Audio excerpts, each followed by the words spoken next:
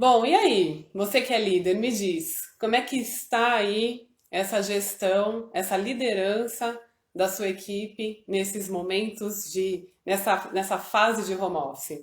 Tá fácil, tá difícil, tá mais ou menos? Bom, isso tem muito a ver com a nossa mentalidade de trabalho, mas hoje a gente vai discutir aqui, conversar alguns assuntos para dar uma clareada e para também te ajudar a refletir e para ter atitudes que facilitem o trabalho de vocês no dia a dia, tá?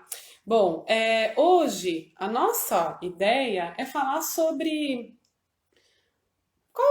o que está acontecendo, né? Quais são esses desafios quando a gente precisa gerir equipes que não estão próximas? E essa característica não é só de agora, né? Existem equipes de vendas, equipes de merchandising, equipes de projetos, né, das áreas de TI, por exemplo, até de suporte, que já trabalham nesse sistema, nesse modelo, nessa modalidade remota há algum tempo. Então a nossa ideia é trazer o que essas pessoas enfrentam, quais são os principais desafios mapeados por eles, né? O que eles conseguem aí identificar como desafios ou como aprendizados ao longo desse período em que trabalham de maneira remota.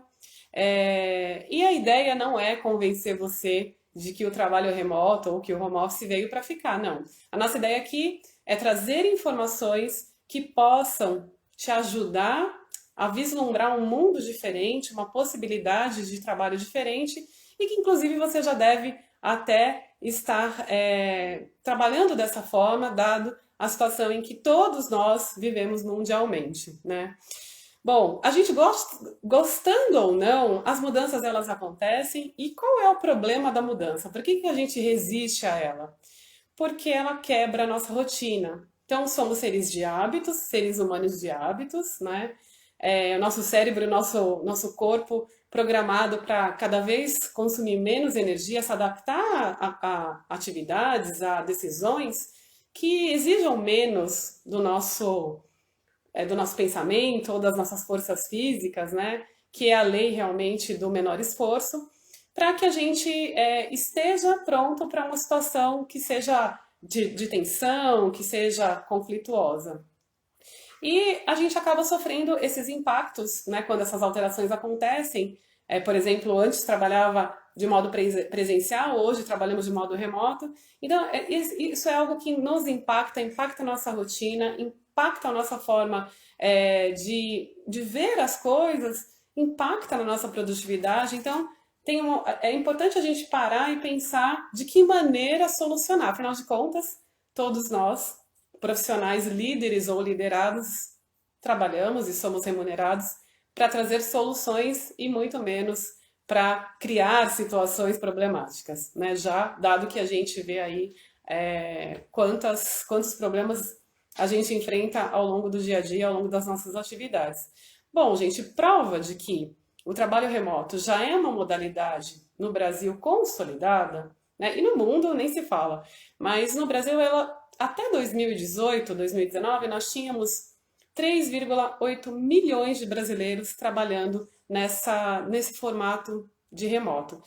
Quando teve ali a revisão das leis trabalhistas também, da CLT, muitas pessoas, esse número aumentou, por quê? Porque muitas pessoas e muitos empregadores passaram a oferecer trabalhos para pessoas autônomas. Então, a informalidade também de modelo de CLT passou, o trabalho CLT passou a ser modificado por um trabalho de autônomo, quando a pessoa podia emitir nota fiscal e dali fazer uma atividade que não necessariamente ele estivesse na estrutura da empresa, né? Que ele fosse um prestador de serviço efetivamente remoto. Algumas empresas contratavam pessoas num regime de PJ, que a gente chama, mas que mantinha as pessoas em suas estruturas.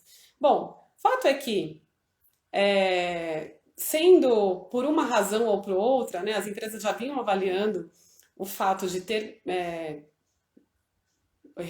otimizar os recursos e com isso economizar na questão de espaço e já estava pensando em oferecer também o trabalho remoto para pessoas para que elas tivessem aí um bem-estar, uma melhor qualidade de vida, considerando principalmente as grandes capitais que as pessoas perdem muito tempo no trânsito. A crise sanitária ela veio e simplesmente abriu, né, ou deixou de ser um tabu para se tornar uma realidade e uma realidade factível. Quando a gente olha os dados de 2020, 7,9 milhões de brasileiros passaram a trabalhar remoto, e óbvio que isso foi puxado pela situação de 2020, é claro. Mas o que acontece é que quando a gente também olha alguns dados, cerca de 50% das empresas que aderiram ao trabalho remoto porque a natureza do trabalho permitia com que isso acontecesse, 50% das empresas elas não sabem, ainda não se programaram, ainda não se planejaram, ainda não tem uma organização para a volta. Porque a gente vive realmente momentos muito, muito incertos, mas também porque existe aí uma avaliação que já existia no passado e que muitos empregados não sabiam, que era essa discussão de reduzir custos com a questão de fazer com que as pessoas trabalhassem em suas casas, né, otimizando aí os recursos da empresa, diminuindo espaços, de aluguéis, enfim, infraestrutura, uma série de coisas.